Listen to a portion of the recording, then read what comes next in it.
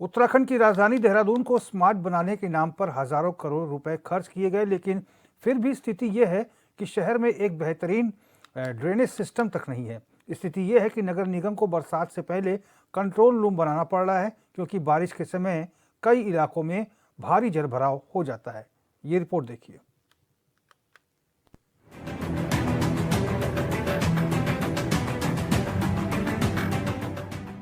बारिश की समस्या से बचाव के लिए देहरादून नगर निगम ने आपदा कंट्रोल रूम की शुरुआत की है। नगर निगम आयुक्त नमामि बंसल ने बताया कि वर्षा काल में जल भराव की स्थिति को देखते हुए निगम ने हॉटलाइंस को एक्टिव किया है, ताकि शिकायत मिलने पर नगर निगम के कर्मचारी मौके पर जाकर समस्या का निस्तारण कर सकें।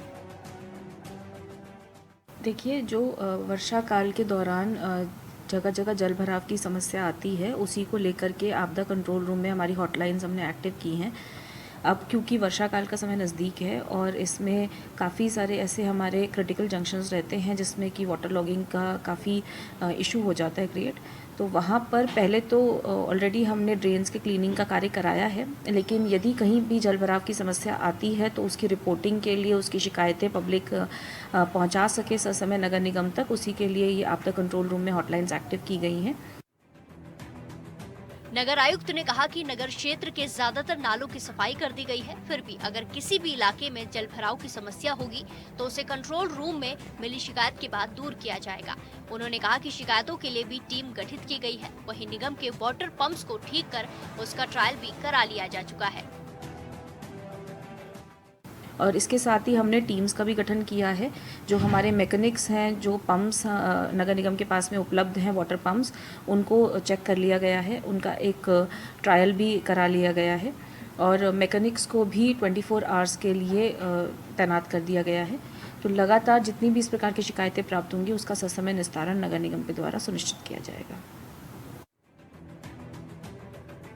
अजीब लगता है, लेकिन सच ये है कि स्मार्ट सिटी के नाम पर हजारों करोड़ों रुपए खर्च करने के बाद भी शहर में ड्रेनेज सिस्टम तक नहीं है। इसलिए तेज बारिश के बाद सड़कें तालाब में तब्दील हो जाती हैं। कई इलाकों में इतना पानी भर जाता है कि लोगों के घरों में पानी घुस जाता है। यही वजह है कि नगर निगम ने कंट्रोल रूम की स्थापना की है। राजधानी देहरादून में बारिश के चलते जो समस्या का सामना लोगों को करना पड़ता था वो थी वाटर क्लॉगिंग और ड्रेनेज की, यानी कि जगह जगह जल भराव की स्थिति जो होती थी उसको देखते हुए नगर निगम देहरादून ने अब आपदा कंट्रोल रूम की शुरुआत करी है, जहां पर हॉटलाइंस को जारी कर दिया गया है, जहां पर लोग कॉल करके अपनी समस्या का निवारण कर सकते हैं। हालांकि नगर निगम की नगर आयुक्त नमामि बंसल का ये भी साफ तौर पर कहना है कि देखिए, हमने साथ ही साथ जितने भी ऐसे इलाके हैं उनको चिन्हित कर वहाँ सफाई करा दी गई है और ड्रेन क्लॉगिंग की जितनी भी समस्या होती थी उसका भी निवारण करने के लिए टीम्स का गठन कर दिया गया है। कैमरा पर्सन तिलक शर्मा के साथ समृद्ध मिश्रा, देहरादून, HNN 24/7 के लिए। तो मॉनसून से पहले, क्योंकि मॉनसून अब बिल्कुल चरम पे है, कभी भी पहुंच सकता है, उससे पहले ही नगर निगम की तैयारियां जो है तेज़ हो रही हैं, क्योंकि बरसात के दौरान स्थितियां कुछ भयावह हो जाती हैं। जल भराव होता है, यहाँ तक कि लोगों के आशियानों में पानी भर जाता है। लोग या किसी तरह से अपने घरों से पानी निकालते हैं, परेशान होते हैं। पूरे घर के सदस्य जो है घर का जो सिस्टम है उसको मैनेज करने में लग जाते हैं, और जहाँ जल भराव होता है घरों में या फिर इलाके में, वहाँ के लोगों को खासी परेशानियाँ होती हैं। हालांकि निगम अब तैयारी कर रहा है। आशीष सैनी वरिष्ठ कांग्रेस नेता हमारे साथ फोन लाइन पर जुड़ गए हैं, और सुनीता विद्यार्थी भारतीय जनता पार्टी की प्रदेश प्रवक्ता हैं।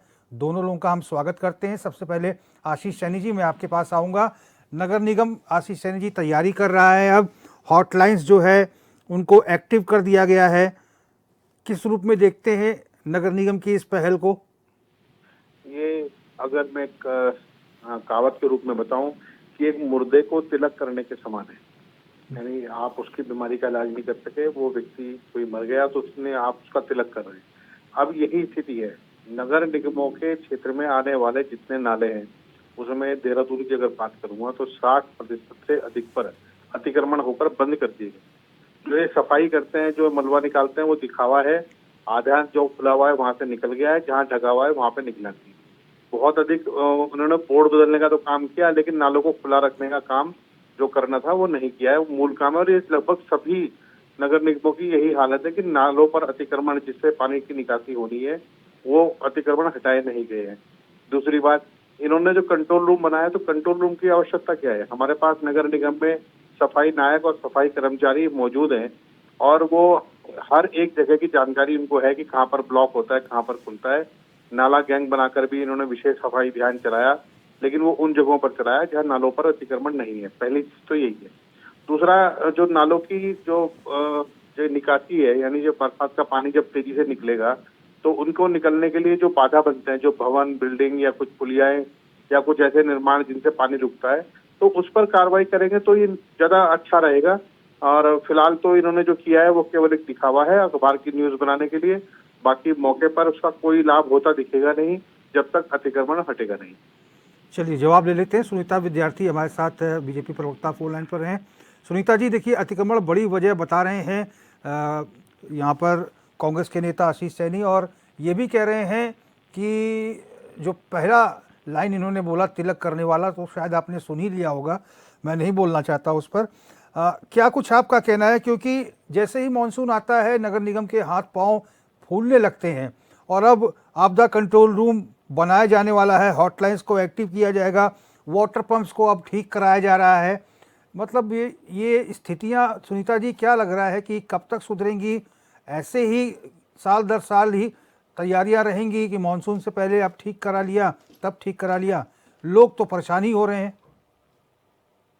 देखिए, मैं आपको यहाँ पे कांग्रेस पार्टी का जो दोहरा चरित्र है उसके बारे में बताना चाहूंगी कि जब हम लोग एनक्रोचमेंट हटाने की बात करते हैं तो ये ढाल की तरह वहाँ पे खड़े हो जाते हैं, और आज जो है यहाँ पे एनक्रोचमेंट पर ये बात कर रहे हैं, तो एक तरफा तो इनको रहना पड़ेगा, या तो ये एनक्रोचमेंट के विरोध में जाएं या फेवर में जाएं। दोनों तरफ, दोनों नावों में पांव रख के तो कांग्रेस पार्टी तैर नहीं सकती, पहली बात।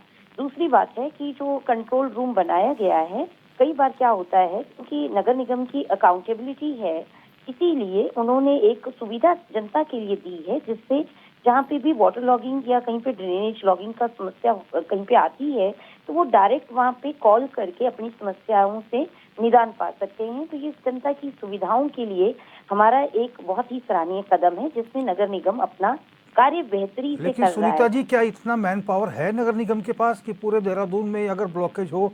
यहाँ तो कई इलाकों में पानी भर जाता है, घर घर में बरसातों में पानी भर जाता है। बहुत सारे इलाके हैं जहाँ पर हर साल पानी भरता है।